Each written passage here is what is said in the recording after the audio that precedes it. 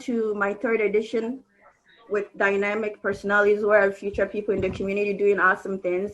Today we have with us some great loan officers in the community. They are serving people.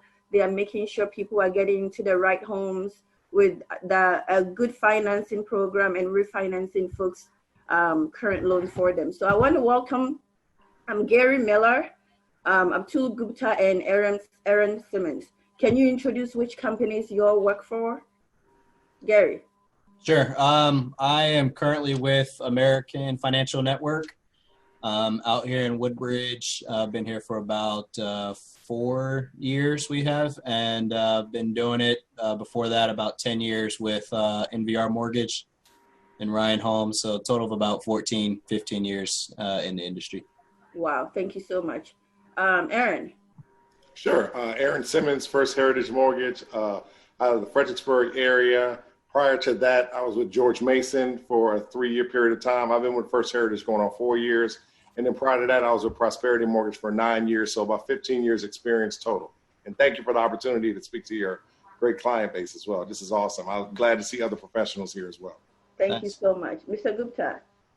My name is Atul Gupta, and I've been doing it since, I guess, 15, 16 years as a branch manager for a lot of different companies. Now I work for the DMV Home Funding. I have a very good team, very well-experienced team who take care of our borrowers, all kind of loans. Yep, here we go. Thank you, guys. So today we have 3 loan officers on the hot seat here to answer some burning questions concerning the mortgage industry. So let's go quickly and just dive into the questions. So can you guys explain to me what forbearance is? Because we are hearing that in the news and most people are thinking of applying for that. What is forbearance? I was going to say all of us don't want to. All of us don't want to jump too quick to the gun. Exactly. So, let us know who wants to. Yeah. Essentially, I'll start, and then I think that we can kind of all play off each other. What I will say is that forbearance does not mean do not pay your mortgage payment. That is number one.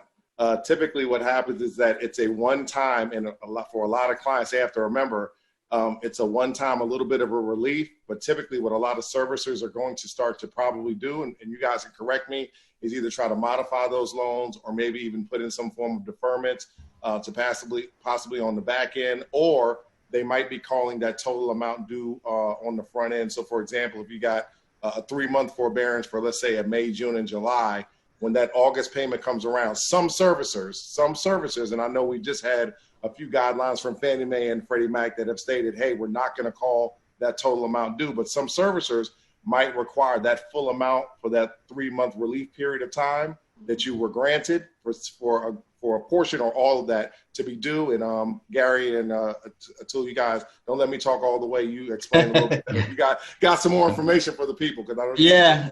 No, I mean, that's pretty much, I think, a good answer, textbook answer as to what exactly it is. And I think really kind of the unfortunate part right now is that, the media, the government's really kind of only pushing, hey, here's this great way that you can potentially, make sure you don't fall into a situation where you go into a foreclosure by just calling, asking forbearance, and even better, you don't even really have to provide any documentation to prove it. And so the dangerous part of that is that, a lot of, people who are not familiar with mortgages or just how exactly, what exactly that means is, a lot of people are maybe looking at it in terms of an opportunity to just be able to skip paying a mortgage as opposed to what it was actually designed for, which is to really help people who are in need. And so the dangerous part, like Aaron said, was just the fact that, right now you don't have to make the payment, but what will happen is chances are, as you fast forward the 3 months, the 6 months, the 9 months, up to 12 months, which is what, the government came out with in the beginning of April, is that, once those payments start again, you could be on the hook for every single payment that you missed up front. And so that's the part that you really kind of have to be careful and make sure you ask the appropriate questions of your servicer. not necessarily of, your friend down the street who did it, the loan officer who even closed your loan, because more than likely the servicing transferred. You really need to make sure that those questions are asked of the actual institution, your service, or, the place that you're making your payments to. I don't know whether we answered this question now or later, that they will have a problem doing a refinance. That was my next question. Can a borrower refinance after forbearance? Once they are current on their mortgage, then they can do it. They cannot, they won't be able to do it while they are in the forbearance. Right. Yep. So and you don't know what the rates are going to be at that time. So like Gary was saying, it is for the people who really need help, not for everybody should not do it, rather because the rates are so low. They should rather do a refinance.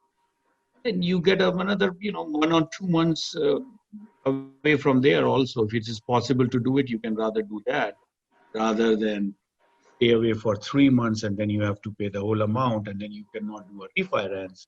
You cannot take an advantage of that.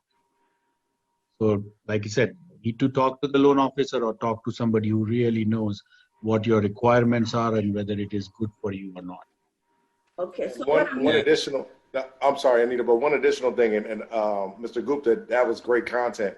The CFPB, Consumer Finance Protection Bureau, they have a great video. If you consumers go to their website, and it's got a long list of what is forbearance. This is what can happen. These are the potential dangers.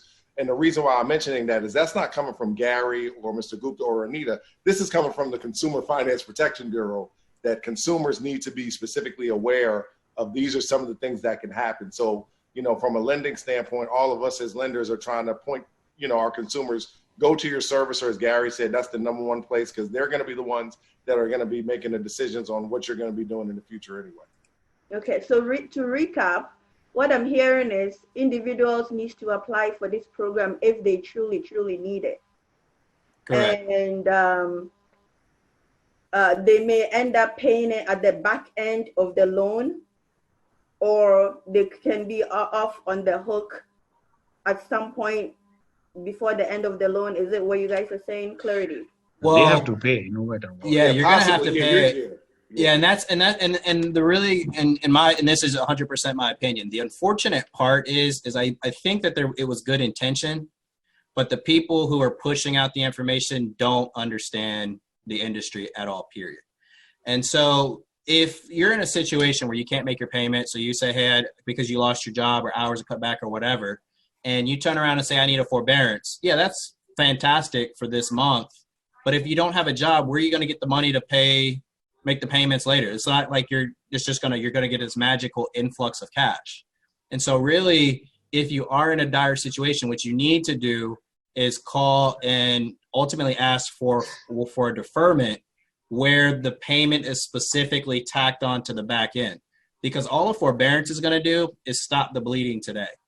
But it does you no good once your $2,000 mortgage payment times 3 plus that month comes due, once that forbearance period is over. Because chances are you're not landing a job in the meantime where you're going to get this huge sign-on bonus. Your company's more than likely not going to back pay you for lost wages. And so really, it's almost reminiscent of HARP, when they said, hey, you're upside down, no problem. We'll go ahead and refinance you regardless. And then what happened was they said, oh, sorry, we can't help you because you're current on your mortgage. So then everybody stopped making mortgage payments. And then they called back, hey, I'm 2 months behind. Hey, sorry, we can't help you because now you're behind. Right. It's just like, well, that's what you told me to do. And none of the, it was years that people weren't able to refinance because, again, they got half the information and tried to either exploit it or just didn't ask the right questions. And to be honest, the industry and the decision makers just didn't understand all the cause and effects. Okay. And so, at the end of the day, if you are in a tough situation, it's all about asking questions, making sure you understand, and really not just trying to exploit an opportunity. Awesome. So what I'm hearing is don't do it if you don't have to, and you could be on the hook once the 3-4 months forbearance period.